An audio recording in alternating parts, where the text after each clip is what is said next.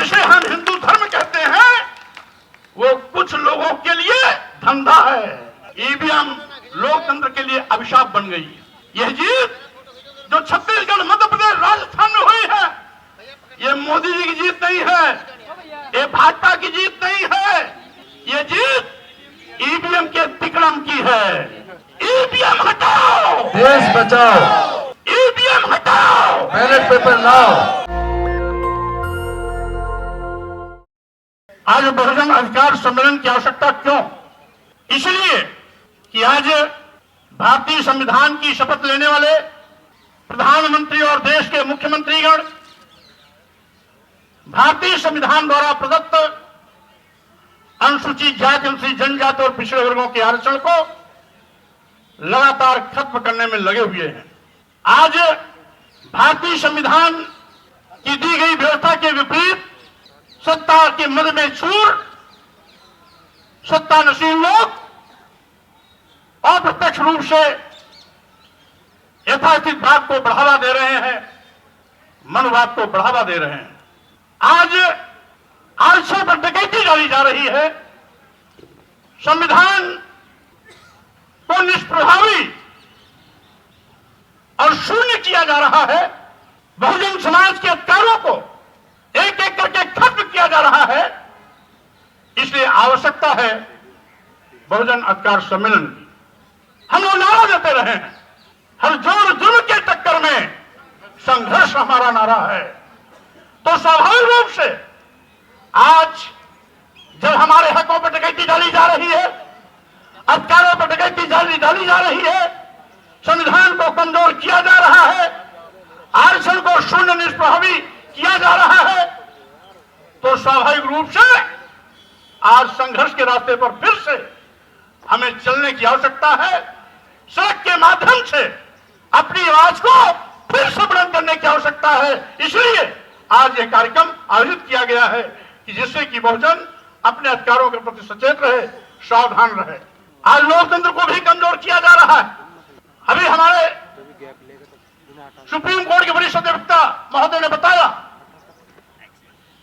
कि किस तरीके से तानाशाही, हिटलरशाही के रास्ते पर चलते हुए लगभग 150 सांसदों को सरकार की सारे पर सदन के बाहर किया गया। क्या लोकतंत्र को दबाने की साजिश नहीं है? क्या जबरियन सरकार अपनी बात को थोपने का दुस्साहस नहीं कर रही है क्या? और साथ ही साथ आज सरकार अपनी कमजोरियों को छिपाने के लिए तरह तरह के हथकंडे अपना रही है। आज जितने भी विज्ञापन निकलते हैं, उत्तर प्रदेश में हो, दिल्ली में हो, भारत सरकार में हो, डबल इंजन की सरकारों के देखरेख में चलने वाले प्रदेशों में हो, हर जगह पर आज अनुसूचित जाति और अनुसूचित जाति का आरक्षण कहीं 2%, कहीं 3%, कहीं 4% दिया जा रहा है। पिछड़े वर्गों के 27% आरक्षण के सापेक्ष कहीं 5%, कहीं 6%, कहीं 8% दिया जा रहा है। तमाम विज्ञापनों को देखने से पता लगता है, तमाम विभागों में आरक्षण को तो शून्य कर दिया जाता है। अभी अभी ऐसे कई उदाहरण हैं जिसको मैं समय समय पर अपने ट्विटर के माध्यम से साझा भी करता रहता हूं। और इस तरीके से आज हकों पर डकैती डालना, साथियों, उसमें बहुत कुछ भूमिका हमारी आपकी भी है। सन 1931 की जातीय जनगणना के आधार पर मात्र 3.5% ब्राह्मण है, 3% क्षत्रिय है, 1.5% वैश्य है। तीनों को जोड़ लिया जाए तो लगभग 7-8% होता है।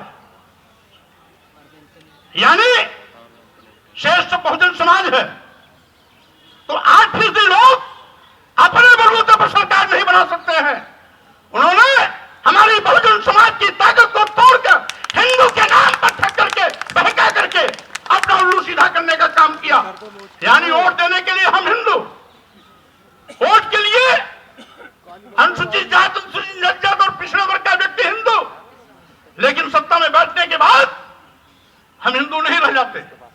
अगर सत्ता में बैठने के बाद भी ये हमें हिंदू मानते तो अनुसूचित जात के आरक्षण को खत्म नहीं करते, अनुसूचित जनजाति के आरक्षण को खत्म नहीं करते, पिछड़े वर्गों के आरक्षण को खत्म नहीं करते। इसका मतलब है हिंदू एक धोखा है। और वैसे भी 1995 में माननीय सर्वोच्च न्यायालय ने अपने आदेश में कहा था हिंदू कोई धर्म नहीं, ये लोगों के जीवन जीने की एक शैली है। यही नहीं, जो सबसे बड़े धर्म के ठेकेदार बनते हैं, आरएसएस के प्रमुख मोहन भागवत जी ने भी कहा है, एक नहीं दो बार कहा, हिंदू धर्म नाम का कोई धर्म नहीं है, बल्कि इन लोगों के जीवन जीने की एक कला है। देश के माननीय प्रधानमंत्री जी ने भी कहा, माननीय मोदी ने भी कहा है, हिंदू धर्म धर्म नहीं है। और अभी 1-2 महीने पहले माननीय गडकरी जी ने भी कहा, एक मीडिया कॉन्क्लेव में कहा। लेकिन इन लोगों के कहने से किसी की भावना आहत नहीं होती है। अगर स्वामी प्रसाद मौर्य कह देते हैं हिंदू धर्म धर्म नहीं है बल्कि एक धोखा है, और जिसे हम हिंदू धर्म कहते हैं वो कुछ लोगों के लिए धंधा है। जब हम कहते हैं कि ये कुछ लोगों के लिए धंधा है, तब पूरे देश में भूचाल मच जाता है। लेकिन वही चीज अगर मोहन भागवत जी कहते हैं, माननीय प्रधानमंत्री नरेंद्र मोदी जी कहते हैं, माननीय गडकरी जी कहते हैं, तो किसी की भी भावना आहत नहीं होती। अगर वही चीज स्वामी प्रसाद मौर्य कह देते हैं तो लोगों की भावना इतनी कमजोर होती है कि उनकी भावनाएं आहत हो जाती है। क्या विडंबना है। माननीय सर्वोच्च न्यायालय ने 1995 में कहा तो किसी भी धर्माचार्य ने कोई टिप्पणी नहीं की, लेकिन अगर वही चीज स्वामी प्रसाद मौर्य के मुंह से निकल जाती है तो पूरे देश में एफआईआर की झड़ी लग जाती है। क्या विडंबना है। आखिर हम क्या कहते हैं? हम तो वही कहते हैं जो भारतीय संविधान कहता है। अनुच्छेद 14 में शब्दार्थ में स्पष्ट है कि वर्ण, धर्म, वर्ण, जाति, लिंग, जन्म स्थान के आधार पर किसी के साथ कोई भेदभाव नहीं किया जा सकता। अगर भेदभाव नहीं किया जा सकता तो सत्ता में बैठे हुए लोग आज खुल्ला हमारे साथ सतोला व्यवहार क्यों कर रहे हैं? भारतीय संविधान द्वारा दिया गया अधिकार छीनने का पाप क्यों कर रहे हैं? आरक्षण खत्म क्यों कर रहे हैं? संविधान को निष्प्रभावित क्यों कर रहे हैं? लोकतंत्र को खत्म करने का दुस्साहस क्यों कर रहे हैं? और यही नहीं, ये तो देश को बेचने का भी पाप कर रहे हैं। साथियों, आज सही मायने में जब से डबल इंजन की सरकार वाले आए हैं, सरकारी नौकरियां गायब हो गई। आज देश के नौजवान बेरोजगारी का दंड झेल रहे हैं। करोड़ों नौजवानों को आज बेरोजगारी का सामना करना पड़ रहा है। उनके सामने रोटी का संकट है, उनके सामने पेट की रोटी की भूख है। अभी पार्लियामेंट में जो घटनाक्रम घटित हुई वो भाजपा के सांसद के पर्ची पर ही उनकी प्रवेश हुई थी, लेकिन उसके बावजूद भी उन लड़कों ने जो भी किया सदन के अंदर और बाहर, ये हो सकता है तरीका उनका गैर कानूनी रहा हो, अलोकतांत्रिक रहा हो, संविधान की मर्यादा के विपरीत रहा हो, लेकिन जो बात उभर के आई है उसके आगे भी कहीं न कहीं बेरोजगारी रही है, उनके पेट की भूख रही है, वो रोटी की तड़पन रही है, जो पार्लियामेंट इस तरह से करने के लिए उनको मजबूर किया है। और इसीलिए मैं कहना चाहता हूं, आज ये हकीकत है कि आज देश का करोड़ों नौजवान बेरोजगारी के नाते दुखी है, पीड़ित है, रोटी की भूख से बिलबिला रहा है। मरता क्या न करता, जब आदमी रोटी के लिए अंतिम सांसें लेता रहता है तो उसे कानून नहीं दिखाई पड़ता है, उसे आदर्श नहीं दिखाई पड़ता है। और इसीलिए मैं कहना चाहता हूं साथियों, आज ये तस्वीर है पूरे देश की। आज जिन विभागों में नौजवानों को सरकारी नौकरियां मिलनी चाहिए, जिन विभागों में नौजवानों को सरकारी नौकरी मिलने की उम्मीदें थी कि आज नहीं तो कल यहां हमें सरकारी नौकरी मिल सकती है, उन विभागों को यह सरकार बेचने का पाप कर रही है। देश के सारे बंदरगाह बेच दिए गए, एयरपोर्ट बेच दिया गया, एयर इंडिया बेच दिया गया, सारे रेलवे स्टेशन बेच दिए गए, कई दर्जन ट्रेन अपने चहेतों को दे दिया गया। LIC जैसी बड़ी संस्था जिसमें लाखों लाख लोग काम करते हैं, उसको भी अदानी के हवाले कर दिया गया। क्यों? क्या रिश्ता है देश के सत्ता सीट पर बैठे हुए लोगों का और अदानी का, अंबानी का क्या रिश्ता है? मैं कहना चाहता हूं, क्या करोड़ों करोड़ों नौजवानों की भूख, उनकी बेरोजगारी अदानी और अंबानी के सामने क्या कोई महत्व नहीं रखती क्या? यही नहीं, अभी हमारे कुछ वक्ता साथी कह रहे थे, तो सरकारी विभाग न रहेगा बांस न बजेगी बांसुरी, न रहेगा बांस न बजेगी बांसुरी, न रहेगा सरकारी विभाग, न मिलेगी नौजवानों को सरकारी नौकरी। इसलिए इसी तर्क पर इन्होंने तो अभी बेचने का नमूना पेश किया है। अगर ये ज्यादा दिन तक रह गए तो बारी बारी सभी विभाग उद्योगपतियों के हवाले हो जाएंगे। हमेशा हमेशा नौजवान हाथ मलता रह जाएगा, सरकारी नौकरी कभी नसीब होने वाली नहीं रहेगी। इससे सावधान हो जाना। यह केवल अनुसूचित जात, अनुसूचित जनजात और पिछड़े वर्गों के ही सम्मान स्वाभिमान की बात नहीं, उनके हक हकूक अधिकार की बात नहीं, बल्कि सामान्य वर्ग के भी देश के उन नौजवानों के सामने बेरोजगारी की संकट खड़े होने जा रही है, उनके लिए भी आगाह करने की यह चेतावनी है। जो कुछ भी हो रहा है, समय रहते देश का नौजवान नहीं जगेगा तो स्वाभाविक रूप से खामियाजा उसका कल आने वाले दिनों में इन नौजवानों को भी उठाना पड़ेगा। मैं कहना चाहता हूं, किसानों की दुहाई देने वाले, किसानों को दुगना लाभ देने का वादा करने वाले लोग किसानों को दुगना लाभ तक नहीं दिलाता है।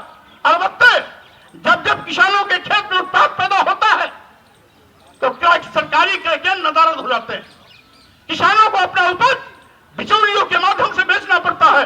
औने पौने दामों में उनको अपनी घर गृहस्थी, घर परिवार की रोजी रोटी, बेटे बेटी की पढ़ाई, डॉक्टरी के लिए उनको पैसे की आवश्यकता होती है, तो मजबूरी में उनका अपना उत्पाद बेचना पड़ता है। आज उत्तर प्रदेश व देश बड़े पैमाने पर अराजकता का माहौल है। किसान अपने हक के लिए लड़ता है। हजारों लोगों को जान देनी पड़ी तब जाकर के किसान विरोधी जो किसान बिल आ रहा था, सरकार उसको वापस ली। संघर्ष में ताकत है। अगर किसान बिल वापस हो सकता है तो जो भी सरकार गलत काम कर रहे हैं, अगर आप सड़क पर निकलेंगे तो इनको वापस कदम हटाना पड़ेगा, इनको गलत निर्णय वापस लेना पड़ेगा। यह किसानों ने साबित कर दिया कि जो लोकतंत्र में सबसे बड़ी ताकत है, हमारा संघ, हमारा संगठन, हमारी भीड़, ये लोग की भीड़, लोकतंत्र की जो भीड़ है, इसमें बड़ी ताकत है। इसमें बड़ी ताकत है। भारतीय संविधान के माध्यम से जो लोकतंत्र को बाबा साहब डॉक्टर अम्बेडकर ने हमारी व्यवस्था के रूप में हमें दिया है, वो हमारी ताकत है। उस ताकत का इस्तेमाल समय समय पर हमें करने के लिए तैयार रहना चाहिए। स्वाभाविक रूप से जुल्म जाति अत्याचार वही होता है जहां जुल्म जाति अत्याचार सहने वाले लोग होते हैं। जुल्म जाति अत्याचार का प्रतिकार जब किया जाता है तो जुल्म जाति अत्याचार करने वाले लोग कदम पीछे हटाते हैं। इसलिए अगर आप चुप रहेंगे, अगर जुल्म जाति अत्याचार सहते रहेंगे, जाति सहते रहेंगे, जो कुछ भी हो रहा है इसको चुप्पी मार करके देखते रहेंगे, तो जुल्म जाति अत्याचार करने वाले का हौसला बढ़ता रहेगा और साथ ही साथ यह सिलसिला ज्यादा तेजी के साथ आपके साथ और बढ़ता रहेगा। इसीलिए साथियों, मैं कहना चाहता हूं, आज वक्त आ गया है। बाबा साहब डॉक्टर अम्बेडकर ने जो हमें भारतीय संविधान दिया है, उसी का नतीजा है कि आज हमारे घरों में भी पढ़े लिखे लोगों की एक लंबी कतार है। डॉक्टर इंजीनियर की भी एक लंबी कतार है, IAS IPS की भी एक लंबी कतार है, जजेस और तमाम अधिकारियों की एक लंबी कतार है, वैज्ञानिकों की भी एक लंबी कतार है, हाई कोर्ट के एडवोकेट और सुप्रीम कोर्ट के एडवोकेट की एक लंबी कतार है। अगर बाबा साहब डॉक्टर अम्बेडकर का भारतीय संविधान नहीं होता तो हमको तो पढ़ने लिखने का अधिकार भी नहीं था। सैकड़ों सालों से हमें पढ़ने लिखने से रोका गया था। नारी शूद्रो नधियतम, इस देश की स्त्रियों को, इस देश के शुद्ध समाज को, जिसे आज अनुसूचित जाति, अनुसूचित जनजाति और पिछड़ा वर्ग कहा जाता है, इसको तो पढ़ने लिखने का अधिकार ही नहीं था। ये हमारे सामाजिक परिवर्तन के महापुरुषों ने, ज्योतिबा फुले ने, छत्रपति शाहू जी महाराज, पेरियार रामास्वामी नायकर, बाबा साहब डॉक्टर अम्बेडकर, नारायण गुरु संत गाडगे, और उसी कड़ी को आगे बढ़ाते हुए मानवर कांशीराम जी, और उत्तर भारत में महामना रामस्वरूप वर्मा जी, पेरियार ललई सिंह यादव जी, महाराज सिंह भारती जी, बिहार के लेनिन कहे जाने वाले शहीद जगदेव कुशवाहा जी ने एक लंबा संघर्ष करके हमें इन अधिकारों को दिलाया। और जब बाबा साहब डॉक्टर अम्बेडकर को संविधान बनाने का मौका मिला तो इन सारे अधिकारों को मौलिक अधिकार के रूप में तब्दील करते हुए हमें परमानेंट हमारे सम्मान स्वाभिमान का न केवल परचम लहराना बल्कि अधिकार दे करके हमें धन धरती शिक्षा सम्मान से जोड़ने का भी काम किया। और जिसका नतीजा है आज बहुजन समाज आज बड़े पैमाने पर अपने सम्मान और स्वाभिमान के लिए आगे बढ़ने में सक्षम हुआ है। और इसी बहुजन समाज में बड़े पैमाने पर doctor, engineer, professor, advocate, IAS, IPS, जजेज आज तमाम बड़ी संख्या में पैदा हुए हैं। तो ये कमाल बाबा साहब डॉक्टर अम्बेडकर के भारतीय संविधान का है। इसलिए हम अपने महापुरुषों की इस विरासत को, महापुरुषों की इस ख्याति को, महापुरुषों के संघर्ष को, महापुरुषों के इस त्याग को हम कभी भी इस पर पानी नहीं फैलने देंगे। उनके सपनों के साथ जो भी कुठाराघात करेगा हम उसका डट करके मुकाबला हर मौके पर करने का काम करेंगे। हम ऐसे मौके पर धन्यवाद देना चाहते हैं भाई राजेंद्र पाल गौतम जी को, जिन्होंने मिशन जय भीम के माध्यम से लगातार इस अभियान को आगे बढ़ाने का काम कर रहे हैं। इसलिए साथियों, मैं आपसे यही कहूंगा कि आज ये समय की मांग है, आज ये समय की मांग है कि हम सब लोगों को अपने सम्मान स्वाभिमान, हक, हकूक, अधिकार, आरक्षण, संविधान, लोकतंत्र और देश को बचाने के लिए मजबूती के साथ आगे आना पड़ेगा। मैं ये भी कहना चाहूंगा कि साथियों,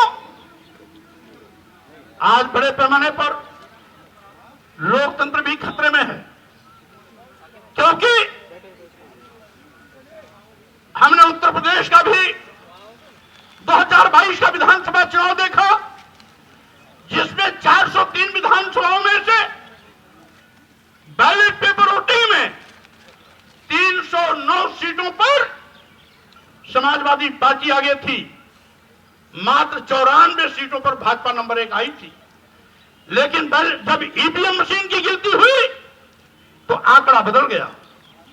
अभी राजस्थान, मध्य प्रदेश, छत्तीसगढ़ में बैलेट पेपर वोटिंग की गिनती में 2/3 सीटों पर कांग्रेस नंबर 1 थी, लेकिन जब ईवीएम मशीन की गिनती की शुरुआत होती है तो ठीक आंकड़ा ठीक उल्टा हो गया। आखिर क्या कारण है? मतदाताओं का रुझान तो बैलेट पेपर वोटिंग से भी हो जाता है। बैलेट पेपर वोटिंग में राजस्थान, छत्तीसगढ़, मध्य प्रदेश में कांग्रेस नंबर 1, तो ईवीएम मशीन में भाजपा नंबर 1 कैसे? उत्तर प्रदेश के विधानसभा चुनाव में 403 में से 309 सीटों पर Samajwadi party ballot paper voting में नंबर 1, तो ईवीएम की गिनती में भाजपा भारी कैसे हो जाती है? तो कहीं न कहीं दाल में काला है, कहीं न कहीं दाल में काला है। इसलिए पूरी दाल काली हो गई। हमारे कुछ साथी कह रहे हैं, सही बात कह रहे हैं कि आज ईवीएम लोकतंत्र के लिए अभिशाप बन गई है। यह जीत जो छत्तीसगढ़, मध्य प्रदेश, राजस्थान में हुई है, ये मोदी जी की जीत नहीं है, ये भाजपा की जीत नहीं है, ये मोदी जी के कल्याणकारी योजना की जीत नहीं है, ये जीत ईवीएम के तिकड़म की है। और ये जीत ईवीएम के तिकड़म की है, तो इसलिए तिकड़म खत्म हो तभी संभव है जब ईवीएम का इस्तेमाल खत्म हो। इसीलिए हमारे मंच से साथियों ने एक नारा लगवाया, ईवीएम हटाओ देश बचाओ। देश बचाओ। 3 नारे लगना है, हमारे साथ नारा लगाइए। ईवीएम हटाओ, देश बचाओ। ईवीएम हटाओ, संविधान बचाओ। ईवीएम हटाओ, देश बचाओ। ईवीएम हटाओ, बैलेट पेपर लाओ। ईवीएम हटाओ। बैलेट पेपर लाओ। भाई राजन पाल गौतम जी को बहुत शुभकामना बधाई इसलिए देता हूं कि अभियान आपका जो लगातार चल रहा है, आज नहीं तो कल इस आपके अभियान का करिश्मा जरूर देश को मिलेगा। इन्हीं शब्दों के साथ मैं अपनी बात पर विराम देते हुए आपसे विदा लेता हूं। जय भीम, जय भारत, जय समाजवाद। नेशनल दस्तक की आपसे गुजारिश है कि अगर इसको बचाना चाहते हैं तो नेशनल दस्तक को सब्सक्राइब करने के लिए रेड कलर के सब्सक्राइब बटन को दबाएं, फिर बेल आइकन की घंटी दबाएं। नेशनल दस्तक को बचाने के लिए बहुत जरूरी है कि हर खबर को शेयर करें, लाइक करें, कमेंट जरूर करें।